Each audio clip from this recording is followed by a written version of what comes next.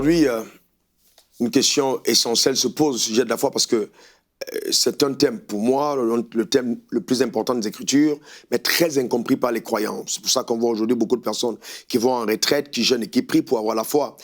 Mais ce qui est important de comprendre, c'est que la foi est simplement une confiance qu'on a placée en Dieu, une confiance qui est démontrée. C'est comme ça que je la définis. Cependant, personne ne peut être dans le royaume des cieux sans avoir la foi. C'est pour ça que la Bible dit, dans Hébreux 11, verset 6, sans la foi, il est impossible d'être agréable à Dieu. Il faut que celui qui s'approche de Dieu croit que Dieu existe et qu'il est le rémunérateur, celui qui récompense ceux qui le suivent.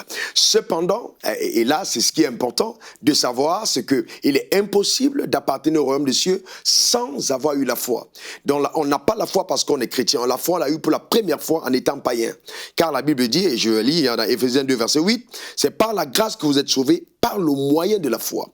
C'est-à-dire que quand Jésus est mort à la croix, le salut est accessible pour tout le monde. Cependant, c'est par la foi que nous saisissons la grâce du salut. Et toutes les grâces dans le royaume des cieux, on les saisit par sa foi.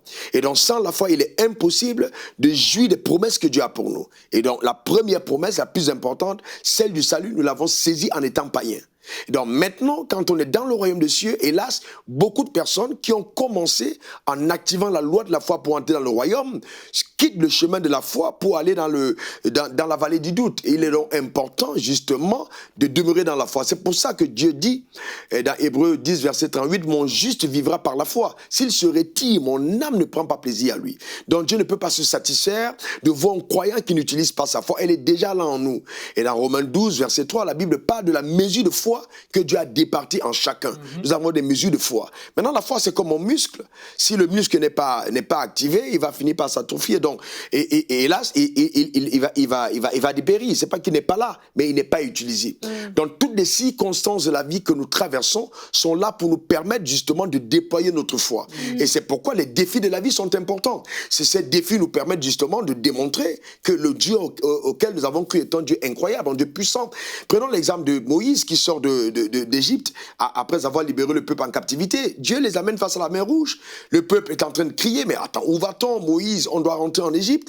Regarde la mer Rouge, on ne peut rien faire. Même si les ingénieurs de pont et chaussée doivent faire un pont, ça va prendre beaucoup de temps. Dieu dit à Moïse, pourquoi ces cris? Qu'il garde le silence. Vous ne pouvez pas marcher avec moi sans connaître ma grandeur et ma puissance. Je vais vous montrer de quoi je suis capable. Étends ta main maintenant sur la mer. Et quand il étend la main, justement, la mer s'ouvre. Mais s'il n'avait pas étendu la main, la mer serait restée fermée. Et c'est justement ça. Chaque fois qu'on est face à un défi, il faut déployer sa foi. C'est comme notre main qu'on étend. Et quand on étend sa main, il y a des choses extraordinaires qui se déploient. Dieu a envie d'utiliser chacune de nos vies pour démontrer sa gloire sur terre. Et si, justement, nous avons la foi, seule la foi nous permet d'être l'égal de Dieu en puissance. Quiconque a la foi opère au même niveau, au même palier de puissance que Dieu. Et comme je dis, la foi c'est le seul vrai antidote contre l'échec. On ne peut pas échouer quand on a la foi. Cependant, on a banalisé le mot foi. Quand quelqu'un te promet de l'argent, il te dit c'est par la foi. Il est en train de dire peut-être que ça ne marchera pas. Non, la foi n'échoue jamais. La foi c'est une assurance plus sûre qu'un chèque de banque certifié. C'est de ça qu'il s'agit.